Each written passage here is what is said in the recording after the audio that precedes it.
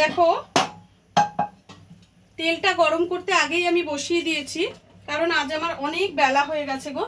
দেখো পাবদা মাছ নিয়েছি, বড়ি বেগুন দিয়ে পাবদা মাছের ঝোল করব। একটু সরে দাঁড়া, এটা ফাটবে। এই যে পাবদা মাছ, দেখো মেয়েকে বলছি একটু সরে দাঁড়াতে, কেন মাছগুলো ফাটতে পারে। ফাটতে পারে মানে ফাটবে। আমি একটা চাপা সঙ্গে নিয়ে নিই।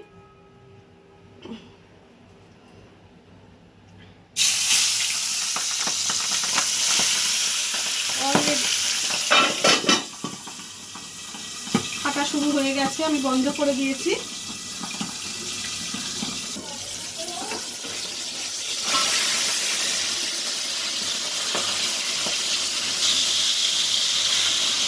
দেখো মাছটা ভাজা হয়ে এসছে, আর একটু হলে মাছটা তুলে নেব। দেখো এই যে মাছটা একটা পাত্রে আমি তুলে রাখলাম। পাবদা মাছটা এতটা ফাটে না।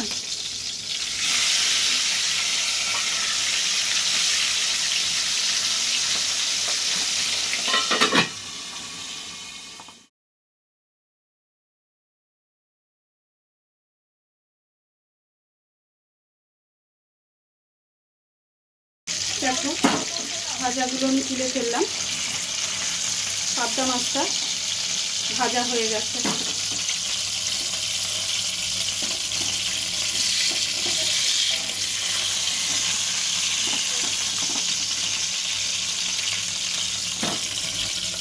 এবারে খানিকটা বড়ি ভেজে নেব।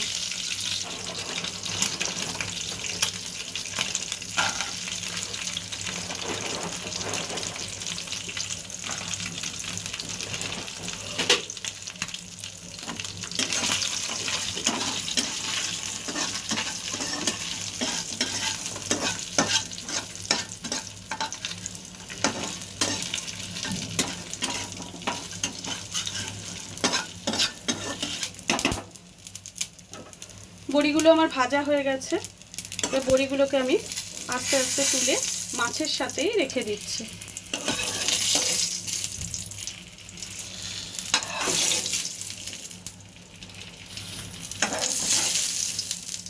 দেখো মাছটা ভাজার পর বড়িটা ভেজে আমার কিন্তু তেলটা সম্পূর্ণ শেষ হয়ে গেছে, যার জন্য আমি আরেকটু তেল এতে অ্যাড করলাম। তেল করার পর ওতে একটু ফোড়ন দিতে হবে, যেটা আমি একটু কালো জিরে ফোড়ন দিচ্ছি। তার সঙ্গে একটা শুকনো লঙ্কাও আমি ফোড়ন দিয়ে দিলাম।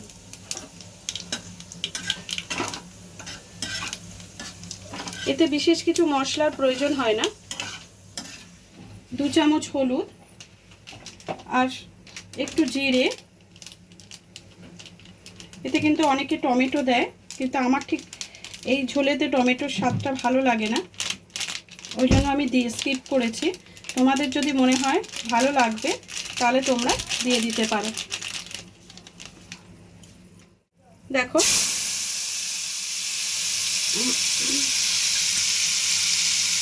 মশলাটা এতে আমি অ্যাড করে দিলাম।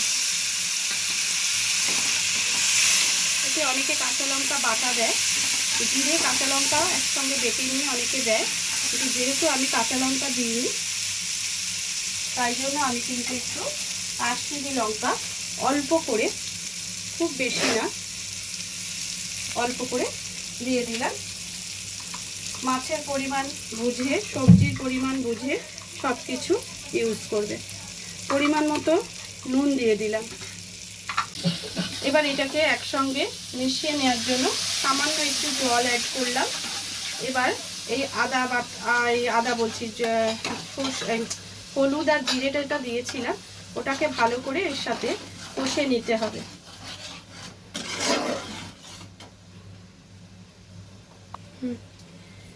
একটা জিনিস আমি কিন্তু একটু মিস করে গেছি তোমাদের সাথে। দেখো আমি কিন্তু বেগুনটা ভাজতে ভুলে গেছি, তাই আমি পাশের গ্যাসে বেগুনটা একটু ভেজে নিয়ে এতে মিশিয়ে দেব। এখানে একটা কড়া আমি বসিয়ে দিয়েছি, ততক্ষণে এই ঝোলের মশলাটা হতে থাক। খুব সুন্দর একটা সেন্ট বেরোচ্ছে। এটা ফুটতে থাক। এতে আমি সামান্য একটু তেল দিয়ে দেব। সামান্য তেলের মধ্যে আমি এখানে অল্প একটু বেগুন নিয়েছি। বেগুনটাতে এই এই তেলের মধ্যে আমি একটু নুন দিয়ে দিলাম আর অল্প একটু হলুদ দিয়ে দেব, যাতে বেগুনের সাথে মিশে যায়। কড়া ভাজা করব না, হালকা ভাজা করে ওর সাথে মিশিয়ে দেব।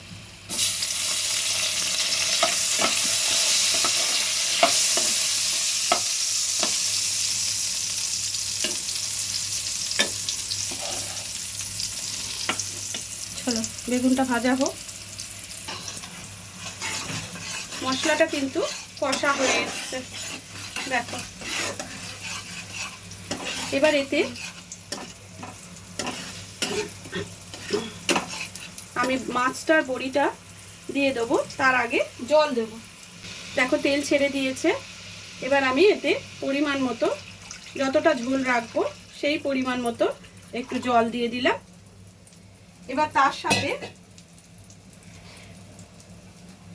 মাছ আর বড়িটা আস্তে আস্তে আমি দিয়ে দেবো। ঝোলটা একটু ফুটে উঠুক, একটু ফুটে উঠলে আমি মাছটা আর এটা দিচ্ছি, বড়িটা দিচ্ছি।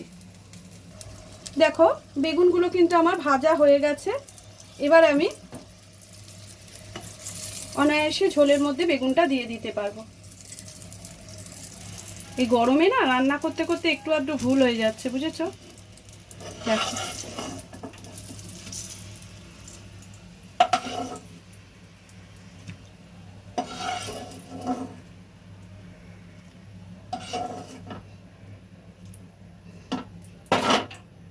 এবারে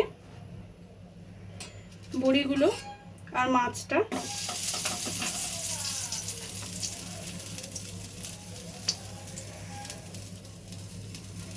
আস্তে করে এইভাবে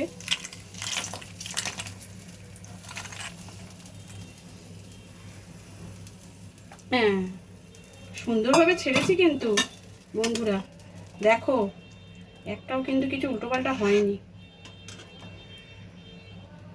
দেখেছো কি সুন্দরভাবে ছাড়লাম। শুকনো লঙ্কা দেওয়া আছে, কিন্তু আমি তাও একটু কাঁচা লঙ্কা ওতে দিয়ে দেবো, তোমাদের দেখিয়েই দেবো। কাঁচা লঙ্কাগুলো দিয়ে দিলাম। এবার ঝোলটা একটু হতে থাক, আমি পরে ঘুরে আসি। দেখো আমার পাবদা মাছের ঝোল, বেগুন বড়ি দিয়ে পাবদা মাছের ঝোল আমার রেডি হয়ে গেছে। এই ঝোলে কিন্তু খুব টকটকে লাল রং হয় না, এটা কিন্তু একটু হালকা পাতলা ঝোল। হ্যাঁ, গরমকালের জন্য এই ঝোলটা ভীষণ ভালো। আমি এই ঝোলটা রেডি করে ফেলেছি। এবার এটা সার্ভ করে তোমাদের দেখাচ্ছি। রেডি হয়ে গেল আমার পাবদা মাছের ঝোল। কেমন লাগলো তোমাদের অবশ্যই জানাবে। আজকের মতো ভিডিওটা এখানেই শেষ করলাম। আগামী দিন অন্য কোনো ভিডিওর সঙ্গে চলে আসবো। টাটা।